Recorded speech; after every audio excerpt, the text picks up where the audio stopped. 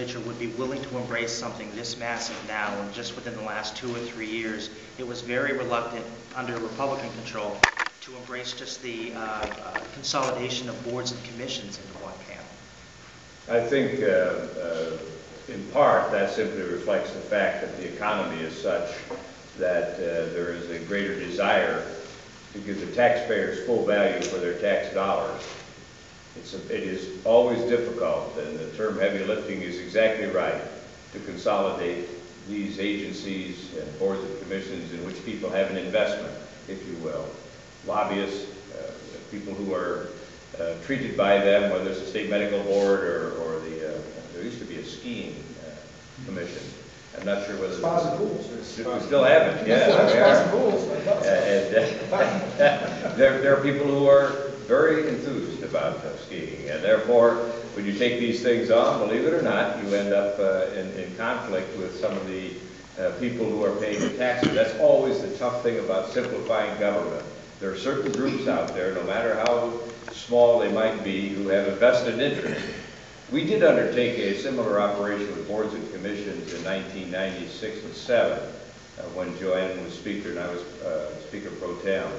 And Representative Terwilliger, a great character from Warren County, undertook that. And we eliminated a number of them. And one of the easiest ways to get eliminated in that process was to not show up for Mr. Terwilliger's hearing. And if you didn't, he looked on your absence as a statement of how important you were to the general public. There are a lot of ways to go about this. Obviously, we would want to be working with the governor to that end, but I think that leadership from the governor in this area will provide the kind of draft that's necessary in order to move it. But again, it will not be easy, and you will hear some outraged screams from the skiing commission. Can I just jump on that? I want to echo Minority Leader Batchelder's comments. Having tried this 4 years ago, the climate has changed. Businesses, you heard the discussion about businesses retooling. They don't do it necessarily because they like to. They do it because they have to, because their economy, their business has changed. If not now, when? We haven't changed the overhaul state government, restructured state government in 60 years. If this isn't the time to do it, I don't know when we're going to get the opportunity to do it, because this is the worst economic situation we've been in a long time. And there may be many solutions. This is to start the discussion, and we hope that the governor will join us in this discussion. And we have a process here during the course of the budget to talk about this. There are many solutions.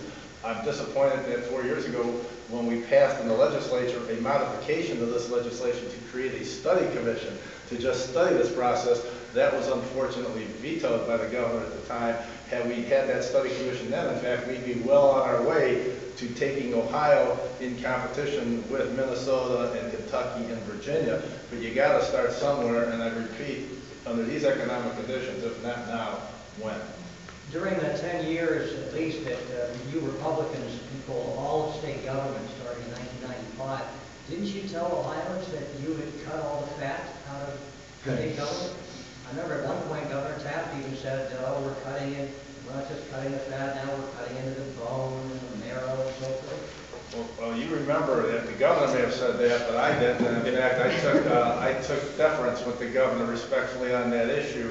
And in fact, I was one of those 17 Republicans at the time who didn't vote to raise taxes when we were playing with the sales tax, because I was advocating back then that the answer is to reduce government spending, not increase government spending, because this day was on the horizon.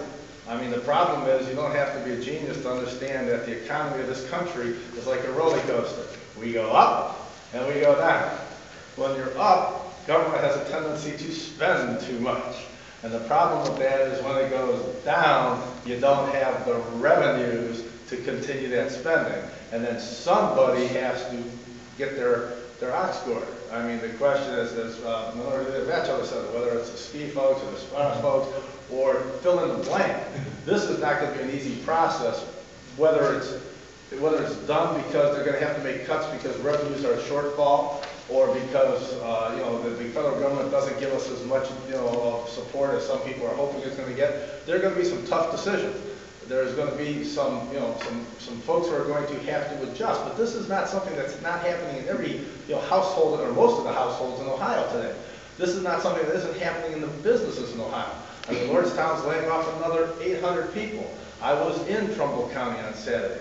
It's hard to look at the face of a Lordstown family who's now going to face having 2 children and a wife and a mortgage payment and no job, and tell them that's okay, we're going to keep spending money in Columbus to maintain a bloated system that could be renovated, restructured, and be more effective so that we will have money at the service level to help you during these hard times with the social service benefits you need to get through the hard times.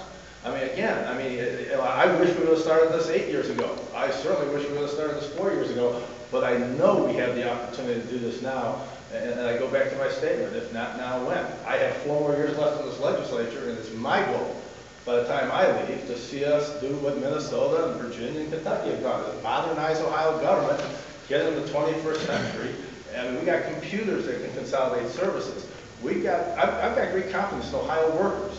If 11,000 people are matriculated out of the system through retirement and attrition, I am greatly confident that the remaining 49,000 can get the job done, as long as we structure it right and give them the administrative support and use the technology that's out there to help them.